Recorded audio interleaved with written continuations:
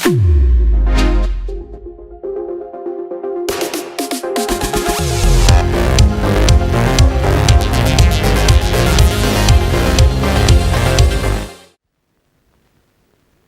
സ്വപ്നം കാണലൊക്കെ ഒരു 3 മാസം കഴിഞ്ഞു മതി.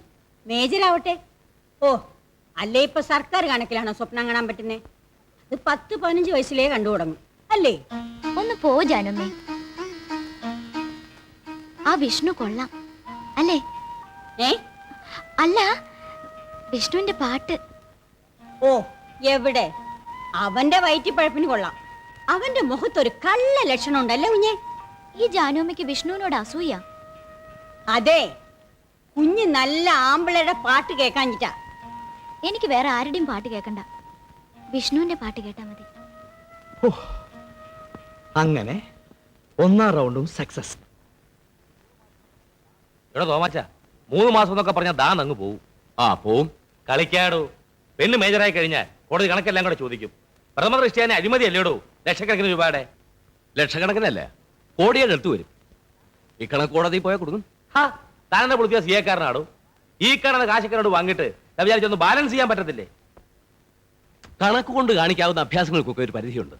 ഞാനെന്നല്ല, ചിത്രഗുപ്തം വിചാരിച്ചാലും തന്റെ കൊട്ടാരത്തിലെ കണക്ക് ടാലി ചെയ്യാൻ ഒക്കില്ല. ഷോ, തന്നോടൊന്ന് സീരിയസ് ആയിട്ട് ആലോചിക്കാൻ വേണ്ടി ആ ക്ലബിൽ വേണ്ട ഇവിടെ വരാൻ പറഞ്ഞത്. അപ്പൊ അയാളുടെ ഒരു വർത്തമാനം. എടോ, വേറെ വഴിയുണ്ടോ? താനെന്ന് സൂചിപ്പിച്ചതുപോലെ തന്റെ മോൻ സുധാകരനും ആ തമ്പുരാട്ടിക്കുട്ടിയായിട്ടുള്ള വിവാഹം നിർത്തണം. ഓ, എവിടെ? ഇവിടെ 2 കൊല്ലം മുമ്പ് അവൻ ട്രൈ ചെയ്ത് ആകെ കുളവാക്കിയതല്ലേ. പിന്നെ ഒന്ന് ശ്രമിച്ചു നോക്കാവുന്നേ ഉള്ളൂ. ശ്രമിച്ചു നോക്കണം. എടോ, ആ പെണ്ണിന് അവനെ തീരെ ഇഷ്ടമല്ല. പിന്നെ ഇനിയിപ്പോ ശ്രമിച്ച് 2 മാസം കൊണ്ട് നടക്കുമെന്ന് എനിക്ക് തോന്നുന്നില്ല. വേറെ വല്ല വഴിയുണ്ടോ?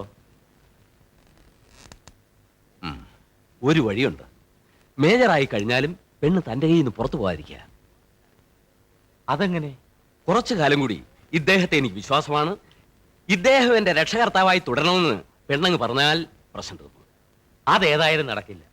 മേജറാകുമ്പോൾ മരിച്ചുപോയ തമ്പുരാന്റെ ഒസ്യത്വം പ്രകാരം പെണ്ണിന്റെ കല്യാണം നടത്തണം. വന്നു കയറുന്നവൻ എത്രക്കാരനാണെന്ന് എങ്ങനെ അറിയും?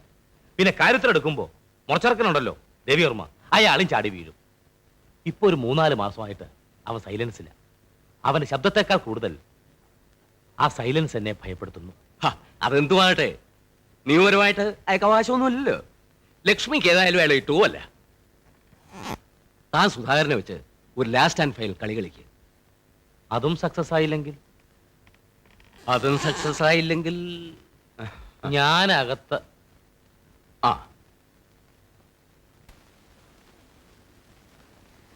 മതി അങ്കിൾ. കഴിക്കൂട്ടി.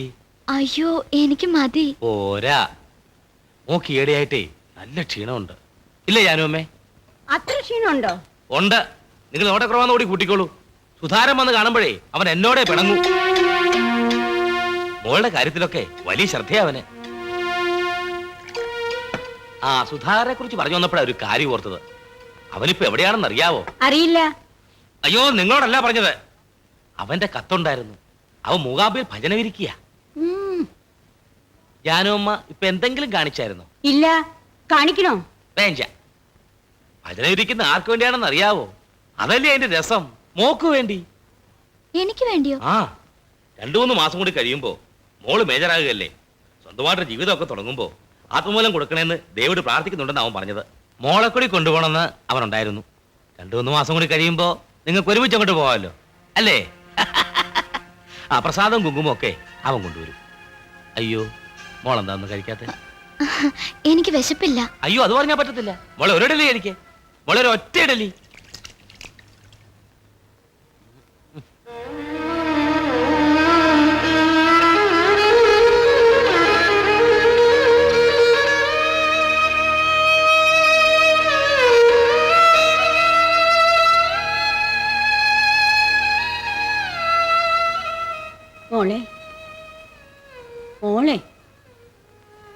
മോളെന്തിനാ വിഷമിക്കുന്നത്?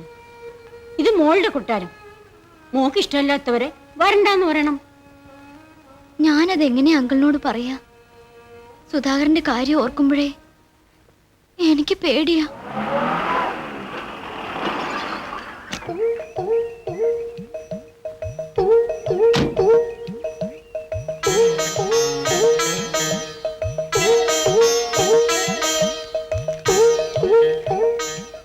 ആരാടാ ഇവൻ? ഭക്ത കുചേലനോ അതോ ഭക്ത മാർക്കണ്ടേയനോ? സന്തോഷമായോ? കൂടുതൽ വല്ലതും വേണോ? വേണ്ട, നന്നായി വരട്ടെ. അയ്യോ തളാങ്കുതരകിടതോ, ഇത് സുധാരനല്ലേ?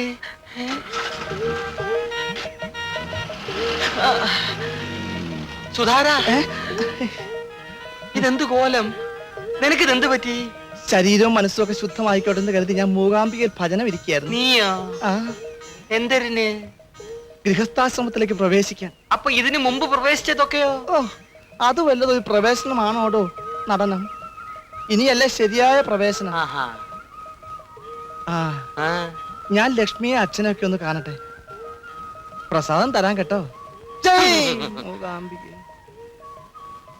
3 മാസം കൂടിയേ ഉള്ളൂ തമ്പുരാട്ടി മേജറാകാൻ. ഗൃഹസ്ഥാശ്രമികൾ ഓരോരുത്തരായിട്ട് വന്നു തുടങ്ങി. എന്റെ കാര്യം തളാങ്കതരികടതോ, വൃത്തികെട്ടവൻ. അച്ഛാ,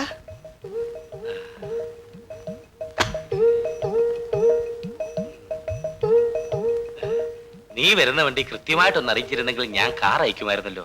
ഓ, അതിന്റെ ഒന്നും ആവശ്യമില്ല. ജയ് മൂകാംബികേ. ഇങ്ങനെ വിളിക്കുന്ന പോലെ വിളിക്കാടാ, വല്ലവരും കേക്കും. ജയ് മൂകാംബിക. ജയ് മൂകാംബിക. ആ, ആരാണ്ട് വരുന്നുണ്ടറാ. എന്റെ ഗുരുവായൂരപ്പ. ജയ് മൂകാംബിക.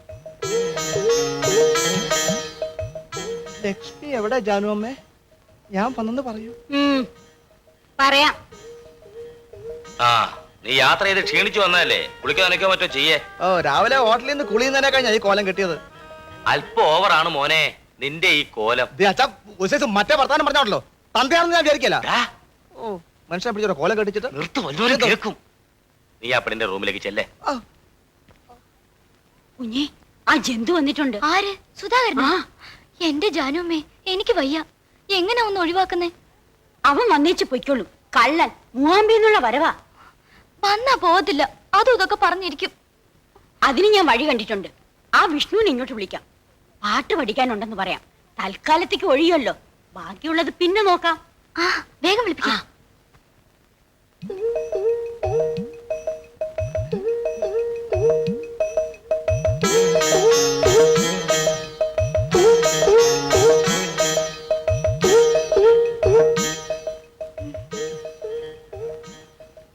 പായസം ഞാൻ പിന്നെ കഴിച്ചോളാം.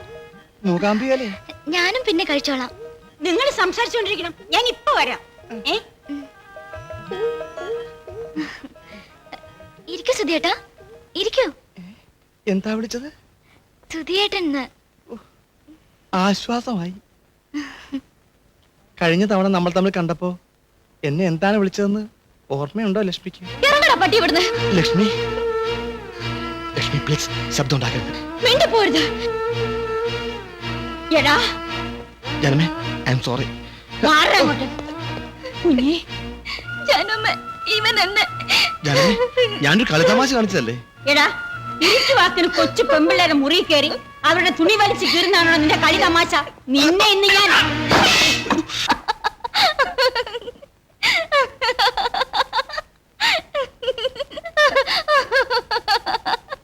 ലക്ഷ്മി അതൊന്നും മനസ്സിൽ വെച്ചിട്ടില്ലല്ലോ അല്ലേ? ഏയ് ഇല്ല.